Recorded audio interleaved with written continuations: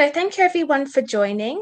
My name is Clarissa and I'll be introducing this session today in which we have the three project teams who are advertising training posts for the Julia Anderson training program. So we'll give a brief overview of the program and then each team will run through the training posts that they are advertising. And then at the end, you'll have a chance to ask questions to each of the teams. So just so you're aware, this is a webinar, so there is a Q&A function within Zoom for you to add your questions, and we'll be looking through those as we go through the talks today, and then we'll come to the end and then we'll answer them. So without further ado, we want to give you an overview of the program. So this program came out of the need really that we saw to create paid work experience opportunities for graduates which do not require years of experience. We also wanted to use the opportunity to address the underrepresentation of certain groups in academia, such as those from Black, Asian, and ethnic minority backgrounds, those from LGBTQ backgrounds, and those who live with a physical or mental disability. So we felt at the Institute of Global Health Innovation that we have a wonderful multidisciplinary team of talented people from a range of professional backgrounds, as well as diverse lived experiences.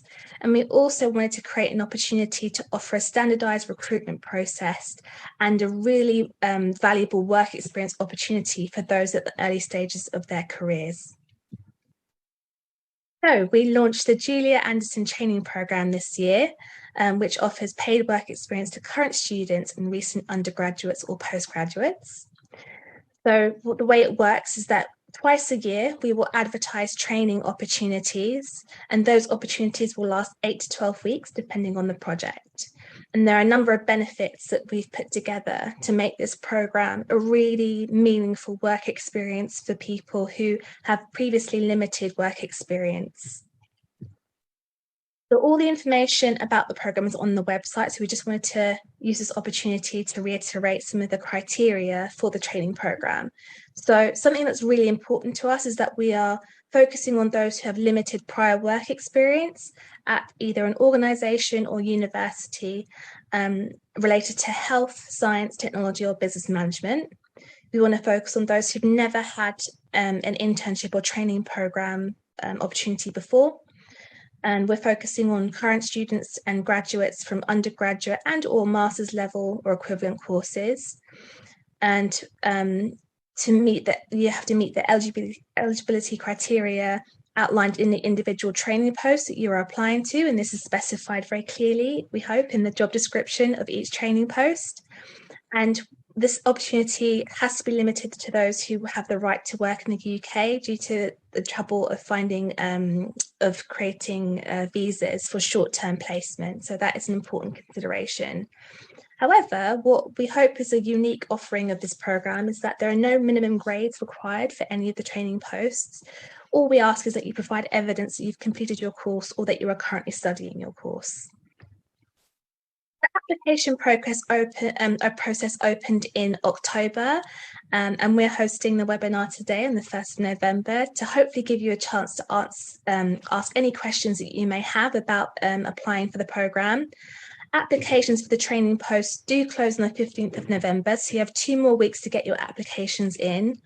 We'll then go through a process of shortlisting those applications, and we'll aim to inform everyone of the outcome of that process in December, on the 13th of December.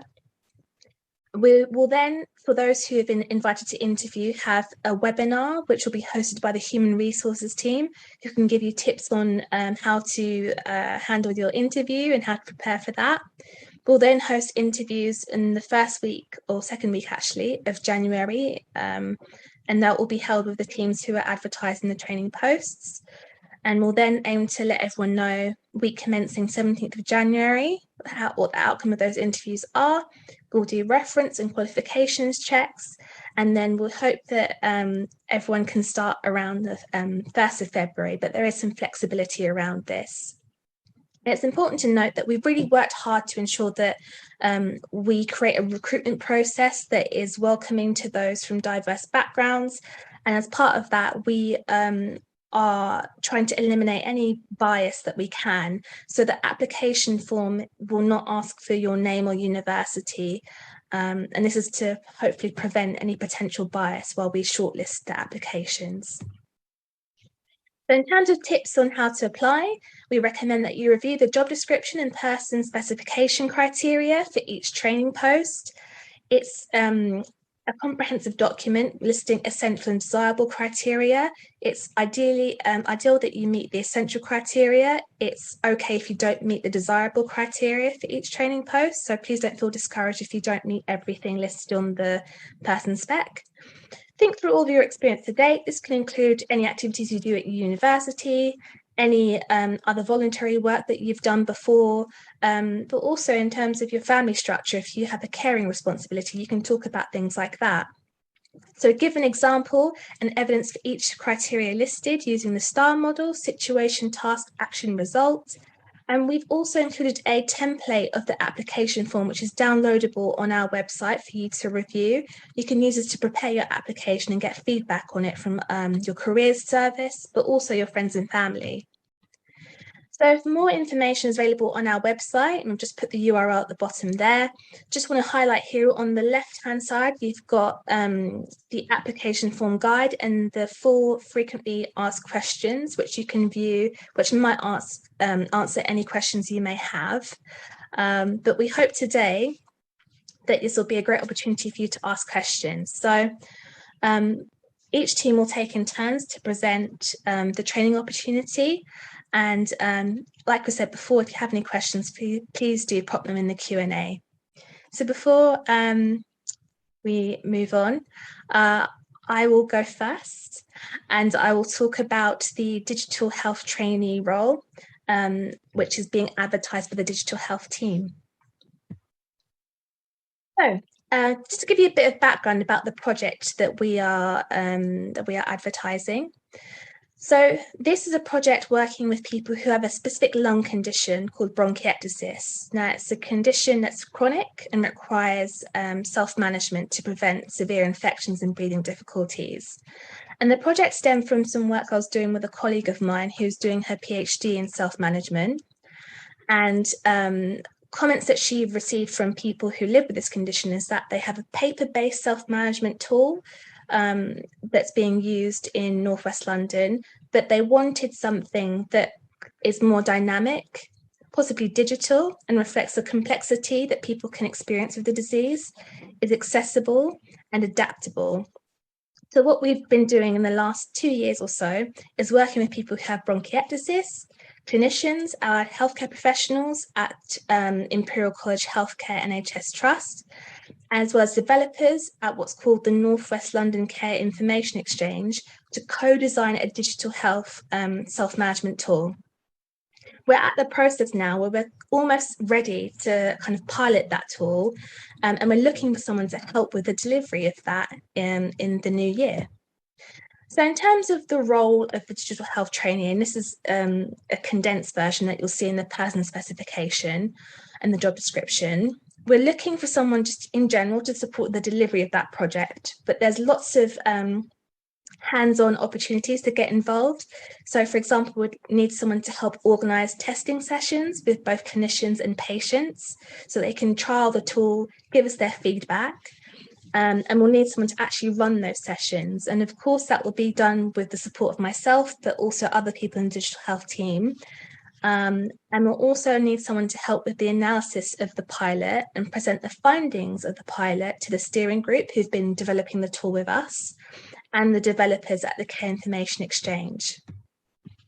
This is really suitable for someone who is interested in digital health, self-management, and what's called user experience research and design. So any work to do with working with end users or people who are affected by the tools to see what requirements they need and make sure that's thought about in the whole process, from the design of a test or minimal viable product right through to the launch of the solution. And we want someone as well who's interested in what's called qualitative analysis. So analysing text as opposed to numerical data, and anyone who's interested in patient safety, because after all, if we develop these tools to be usable by people who have to manage a healthcare condition, then that's really going to improve the outcomes for them. So in terms of the benefits for trainees, we really thought this is a great opportunity to understand what it's like to collect qualitative data and how to analyse it. Qualitative analysis is something that's becoming an increasingly important skill and something that's required of in many jobs in research. So it's great to have that under your belt. It's also a great opportunity to develop an awareness of the challenges in designing and developing tools for people who have to manage a chronic condition. So it's really relevant for apps that help people manage things like mental health or their blood sugar or their asthma. And there are plenty of jobs emerging in those markets that look for someone with those skills and experience. Again, really relevant to anyone who's considering a future role in user experience research and design. And again, this is a really great opportunity to work directly with patients and also clinicians, but also innovators, developers, that sort of thing. That's just an overview of that role. So I'll now stop sharing my screen. And I'll now hand over to Davina, who will give an overview of the data management role. Thanks, Clarissa, for that. I will just share my screen. So I'll be introducing the data management and communications trainee role with the big data analytical unit. So first thing first, I'll jump into a bit more about the role itself. So just a bit more about the duties of this traineeship. So one of the main responsibilities will be helping us support us with the data management processes that we do every year, which is our annual BDAU SE user renewal process, which is like our most important data management process of the year, which includes supporting all of our researchers in renewing their access to the BDAU environment, which is basically where they do all of their analytical and clinical research. The second duty of this role will include helping us to create a BDO newsletter, which will include writing copy and sourcing images for this newsletter. We really like to communicate with our users, especially to kind of give them updates, to kind of showcase the amazing research that our users do. So that's why we're really, really keen to hopefully create a newsletter as part of this traineeship. And the third biggest duty of this role will include communicating with all of our researchers in terms of answering any inquiries that come in, organizing all the data training. We are GDPR compliant and also doing information security training with all our users. So those are the main big three roles that will kind of encompass this role. Next slide, please, Anna. So just a bit more about the BDAU and our team. So BDAU is the Big Data Analytical Unit, which we are located within IGHI in the Center of Health Policy.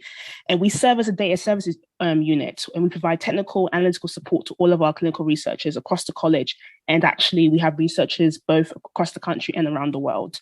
And all of our researchers do the analytical research within the BDAU secure environment, which is a separate research environment which we have programs such as Stata, R, Python, R, Tableau, all the different softwares that users might need to conduct their clinical research on a whole variety of topics, from COVID-19 to patient safety to cancer to obesity. We cover a whole suite of research that's done on the BDAU.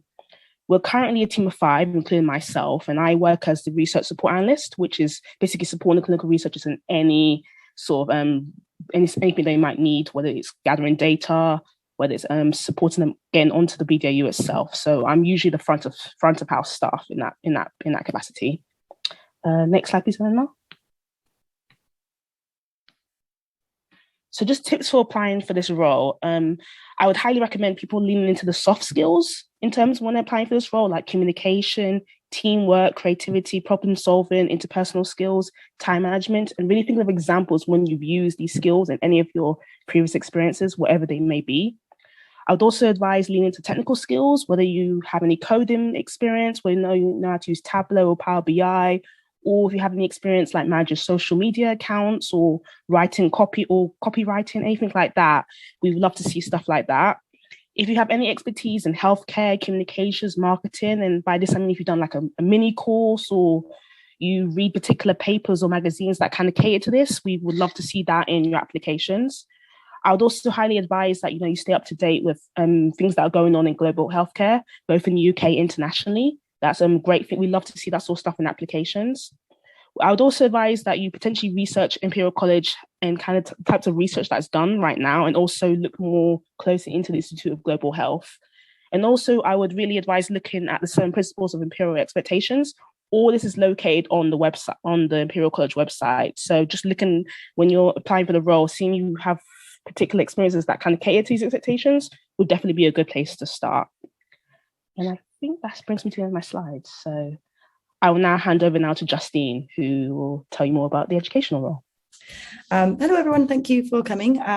So my name is Justine Alford, and I am the Stakeholder Engagement and Communications Manager at the Institute of Global Health Innovation.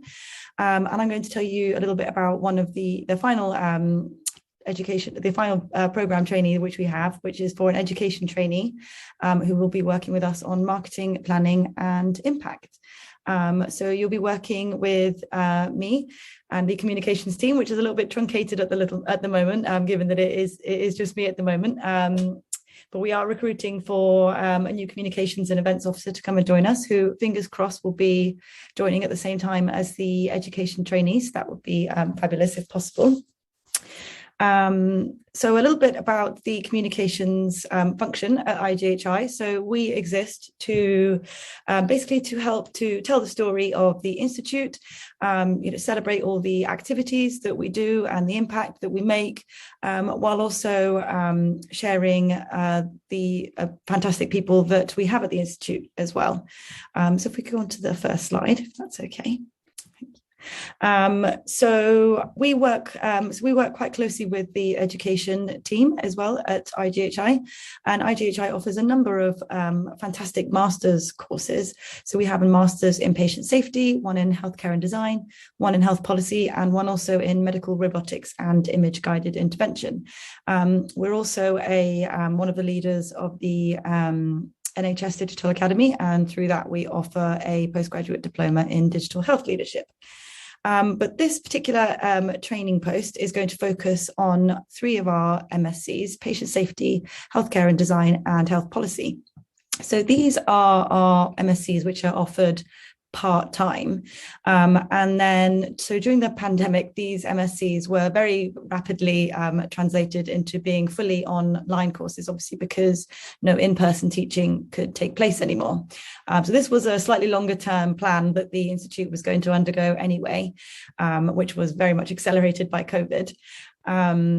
But it's meant that offering these courses part-time and also online means that it's a much more flexible program for people who might have other commitments. So people might have a full-time job, they might have a family, they might have another part-time job. So by offering these courses as online, it opens them up to a lot more people to be able to study at their own pace and not have to come into campus as well, which means that we can open up the courses to people all over the world. Next slide, please.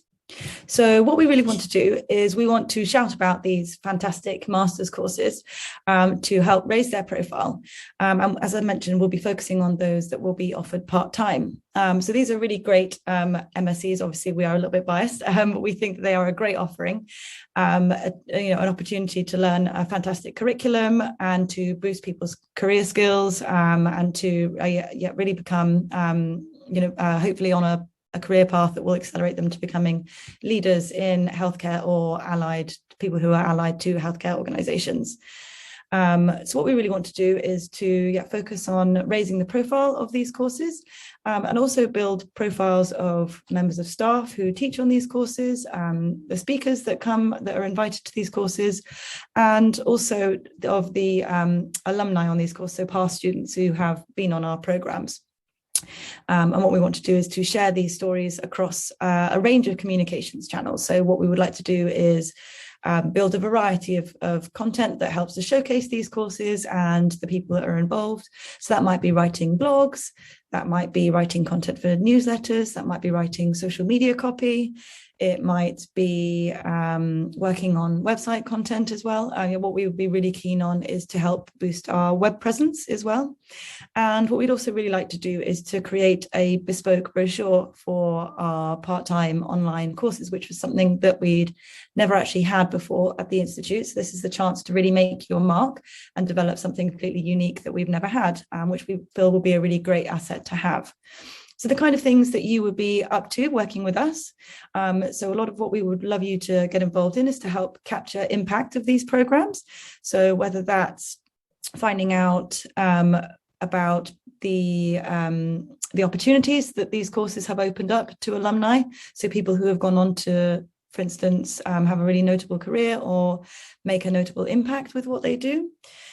We'd really like you to be connecting with a lot of people in order to do that. So you might be reaching out to alumni, to staff, to speakers, to find out what they've been up to and to help share their stories. And then we'll be using these stories as case studies, as I mentioned, for a use of range of communications channels, whether that's online or blogs in the brochure. And then you will help to gather all of this information about how wonderful the courses are and the great things that people have gone on to achieve. And then you will write content for this new brochure that you will develop. And then you will work with a designer to bring it all together and make it look fantastic. And you'll also help to build some web content for us to help, again, raise the exposure of our courses. And another thing that we would be really interested in you doing is to help work out what our competitors are doing. So other fantastic global health courses out there, what are they doing to get the word out? How are they marketing themselves? We'd really like you to go out and have an exploration and tell us what we could be doing better. Next slide, please. What are we looking for? Obviously someone who's comfortable networking and reaching out and speaking to people, lots of different people from a range of backgrounds and levels. We would love someone obviously who is a great communicator. So that's, I think you'll need a combination of written communication skills and also spoken communication skills, because you'll probably be doing lots of interviewing. Experience in written comms, therefore, is important. So if you can think of any examples of any written communication that you've done, so whether that's that you've had to write loads of essays and you've done really well in your essay writing during your university course, whether you wrote for a local magazine or whether you've done a newsletter or anything like that at university, or even if you've got your own blog, whether it's about food, whether it's about your pet, any written communications that you might have that you could, bring in those skills.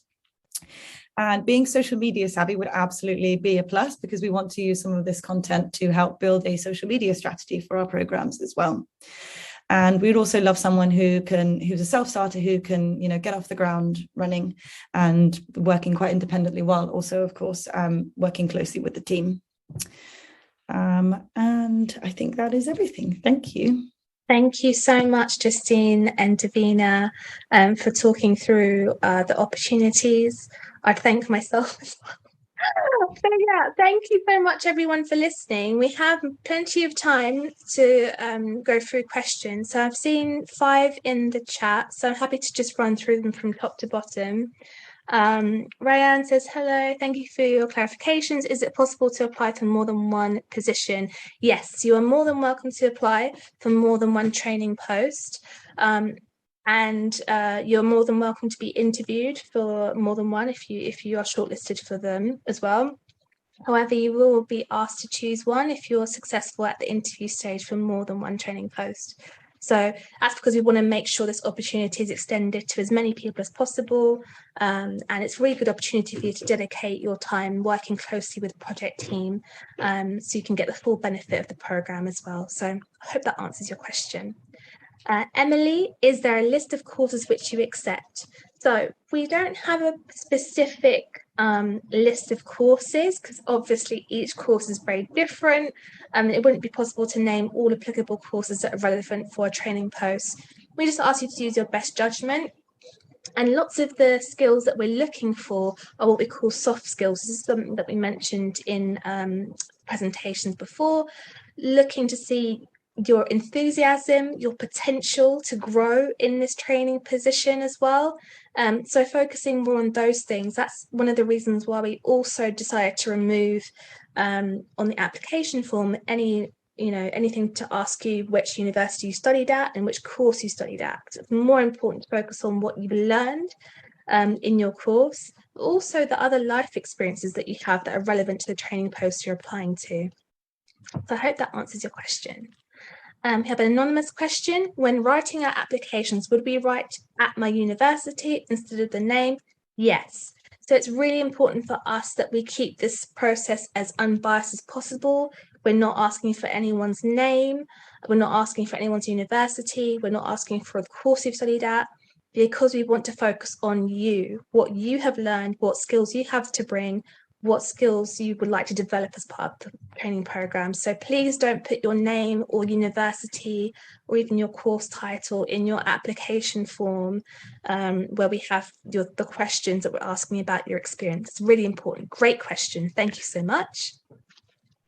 Emily, do we have to go up to the word limit on the application questions? Great question again. So this is really up to your best judgment. If you feel you can convey everything you need to convey concisely and you don't need to go up to the word limit, that's fine. But by all means, if you would like to take the opportunity to explain your experience in detail, particularly using the STAR model, that can take up quite a lot of space. So yeah, please feel free to use your best judgment. The word limit is there just to kind of allow you space if you do need it. I hope that answers your question, Emily. Another question, if you are a current student and don't have a placement as part of your academic program, can this opportunity be done part-time? So some of the training posts that we have advertised can be done part-time over an extended number of weeks. So just check each training post that you're applying to. I believe that's the case for 2 of them. I don't know if that's the case for all 3 of them in this round, but please do double check. And if you have any questions about that, feel free to drop us an email and we can clarify that with the project team if that's not clear on the website. Another question, would this program be feasible to complete during term time? What are the approximate time commitments? So that will be again stated on the training post job description, and hopefully that will be clear, but if that's not, drop us an email. Another question, any age limit? No. So we're really keen to be as inclusive as possible. All we ask is that those who have more work experience, so we've listed this in the frequently asked questions. So things that we're talking about when we say limited work experience is, say if you've done a short-term, full-time piece of work for, I think we said maybe like 2 months or so, then that's what we would consider work experience. So anything more than that, we wouldn't ask you to complete an application form, because we're really focusing those who have limited work experience. But again, acknowledging that some people have a real hard time finding employment after graduating, hence why we don't have an age limit. And also we're looking at people with work experience in specific sectors. So for example, if you worked a retail job most of your life and now you're doing your course in biomedical sciences and you want some work experience in a healthcare space because you don't have any, you're more than welcome to apply. So Amelia, I hope that answers your question. So another question, what are the hours like per week? So full-time work would be 35 hours a week. Part-time, it will depend. And that's something that you can discuss with the project team at the interview stage or offer stage. We're keen to be flexible where the projects allow flexibility. So I know for the digital health one, we're happy to accept part-time work. Another question from Emily, can we refer to specific names of modules we took whilst at university? That's a really good question, Emily. To be honest, that probably won't be very insightful for us. Again, it's what you learned in those modules that's important to focus on rather than titles, because that's not very informative for us, because you know, a module in cell biology can be very different in different universities. So please do focus on what you learned in those courses. I mean, you're happy to name them if you think it's relevant, of course, but we just ask no naming your university or using your actual name in the application form. Question from Manisha. Would you be able to link projects we've done, provided we don't put our details on there? Yeah, so again, really important that you just don't put any details about your university or your name on the application form. Another question, which is a very good one, do you need to be on site for the program? I have placement weeks, so wondering if I could still apply. So there's 2 things here. We are hoping that we can welcome trainees in person for 3 days a week. When we get to February, of course, we're monitoring the situation with COVID, with the college's policy around working in person. But right now, the expectation is that to really get the most out of the program, you'd need to be on site for at least 3 days a week. The other thing I want to pick up on in that question is that we would count placements or any kind of clinical training as part of a nursing or medical degree as work experience. So we wouldn't encourage applications from anyone who's on a vocational course, such as medicine and nursing. Because of that, you get that training or that placement in clinical settings, but also for anyone who's doing, for example, an economics course, which has got a placement year, that would automatically mean that you wouldn't be suitable for this, because we're focused on people who haven't had those opportunities before. So I hope that answers your question. And what I would say on that is that we do have work coming up at IGHI, at our institute, which welcomes people who have a clinical background, clinical training, who've done placements in clinical settings, who've done nursing or doctoring, that we do advertise throughout the year. So just because you can't apply for the training program that we're advertising now doesn't mean you can't apply for another role at IGHI, which, to be honest, is more suited for someone with your experience. So I hope that clarifies things there. Another question from Rayanne. Does voluntary work count as professional work experience? I did a lot of voluntary work but never got the chance to do a professional one. So yes, we do welcome those who have done voluntary work unpaid, because again, this is an opportunity. We want to create paid work experience for people who have limited professional work experience. So that would be okay. Another question, will you be advertising positions next year? With my final year at university and also working full-time, things are quite demanding at the moment. I really love the opportunity to apply after June if posts are available. So again, two things there. Yes, we will be advertising positions next year for the summer. So we're hoping to get information about that out in the spring. But I do want to pick up working full-time. Again, if you've had a full-time role for more than 2 months, you wouldn't be included or you wouldn't meet the eligibility criteria for this training program. Again, we really are focusing on those who have limited professional work experience. So please do look at the IGHI website and follow us on LinkedIn to see opportunities that are more suitable for you having had professional work experience.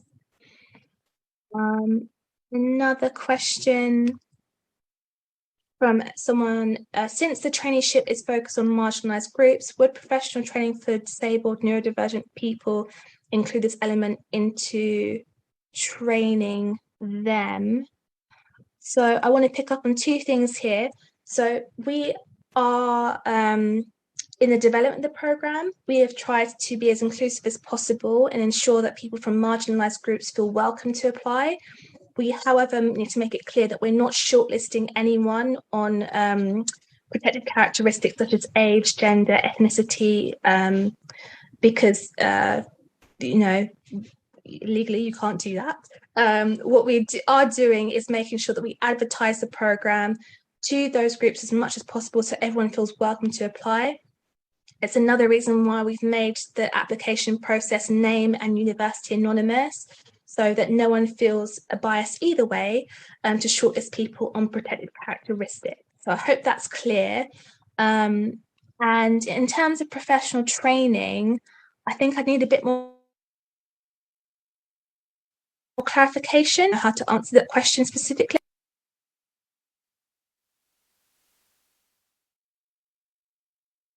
I'm not sure if that's professional training for the trainee or for anyone else in the project team. What I can say is that those who are advertising projects have been asked to complete training such as unconscious bias, neurodiversity in the workplace training, other training about how to support people from underrepresented groups in academia. So that's a core part of making sure that our culture at IGHI is as inclusive and accessible as possible. So I hope that answers your question, but please feel free to clarify if not. I am struggling to keep up with the questions coming in. It's great, you've got loads. Okay, so it's shifting when they're answered. Fab. Do I need to be a UK resident to apply for the programme? Do you sponsor visa to be a part of it? Unfortunately, we can't sponsor any visas for short-term placements at this level. So we do require that everyone has proof that they can work in the UK. I know there are lots of different circumstances in which people can obtain a visa or working rights to work in the UK. We just ask that you have proof of that. Everyone has to demonstrate proof that they have a right to work in the UK. So that's something that we do have to put as a requirement, unfortunately, because it is the paid position, that's a requirement. And we hope that we can create opportunities in the future that can support those from international backgrounds. So another question. Are there any more questions that I've missed? Chris, have you answered questions around being on site for programs? There are a few coming about people who you've answered that one already. Okay. Because there are a few that are similar in that sense, that either people live far from London or that they're based in different locations or might not be there for the whole period of time that the placement takes place. So I think it would be possible to answer that question. Yeah, happy to answer that again. So we are asking that everyone is able to be on site at our offices at least 3 days a week. And the other 2 days you can work remotely. Again, the reason for this is that we want everyone to get the most out of this, and we're again supporting people who haven't had work experience before. Speaking as a team, I think those of us who already at IGHI before lockdown hit last year found it much easier than those who were new in terms of adjusting to a new work environment and adjusting to a new role. So we felt that was the best way to support people. Again, if you are concerned about being too far or that you can't stay in London for 3 days a week, what we would encourage you to do is to look out for new training posts in the summer, and we hope to have a lot more training posts available in the summer. So we know that some people have breaks between them where they can, go back to their hometown or that sort of thing. So feel free to look at those opportunities. But again, it's a situation that we're constantly monitoring because of the coronavirus situation. And we hope that we can just welcome everyone safely to our offices. I hope that answers those questions. Someone's asked, is the summer program similar to this one in the sense that it will focus on those who have limited work experience? Yeah, so that's something as well. This is the first time we're launching this training program. It's been in development for about 20 months. And we really welcome these sort of questions about the eligibility criteria, because we will be looking to make sure that's really clear on our website. And one thing that's for certain is that we do want to support people who have limited work experience, because there are so many graduate roles that require X amount of years of experience. So that's something that's really important to us. So we hope that you'll keep an eye out, and we've got a sign up link on the website if you want to sign up to be the first to know when new training roles are advertised. Someone has asked about whether they could still apply if they're a doctor. Okay, so we are focusing on those who have limited work experience in healthcare organisations. Therefore, for doctors, we would encourage you to apply for other roles at IGHI that welcome those with a clinical background and clinical experience. Speaking at digital health, I know it's popular. We've had lots of questions from those with clinical backgrounds. The digital health team is growing. And this training program wouldn't be appropriate for someone who's already got professional experience as a doctor. So we really ask you to apply for roles at IGHI that are advertised throughout the year that are looking for those who have work experience in a clinical setting. So I hope that answers your question. think some people are asking about sort of timing around the next round of the placements and whether they'll be similar to this one or whether they'll be different. So could you provide more information around the next round of opportunities? Yeah, sure. So we're currently looking to advertise in the spring for a summer intake. So we're yet to confirm specific dates, but we are hoping to advertise new training posts in, by the latest February, March, and looking to start those training posts in the summer, like June, July. But we'll update that on the website as well. And again, on the website, there's a link where you can sign up to be the first to know when a new training post is being advertised. So I hope that answers your question. Oh, so it's okay. So I think I understand where the question's coming from. So for this round, we would like people to start in the spring, not in the summer. So there is some degree of flexibility around starting in February by a few weeks or so, but we would expect everyone to start in the spring as opposed to the summer. If you want to apply for a role starting in the summer, please wait to the next round when we're advertising those in the spring. I understand that now.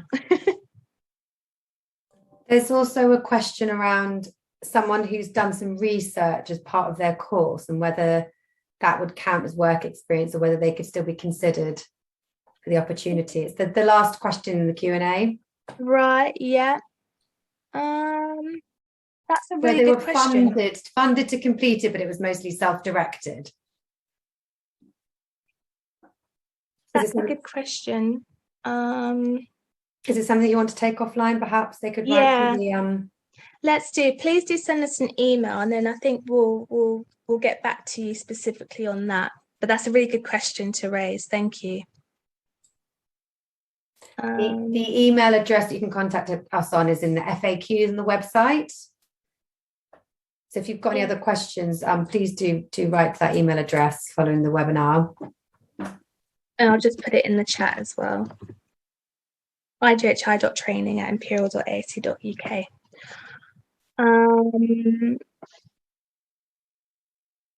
We've also had one question on whether, if someone's found a job, around Christmas time, would then they not be able to apply?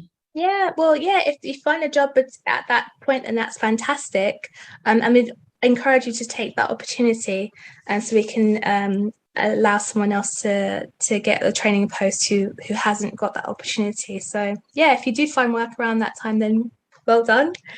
And we'll look forward to seeing what you have of that, and maybe join IGHI in a fixed term role as that's advertised at any other point in the future.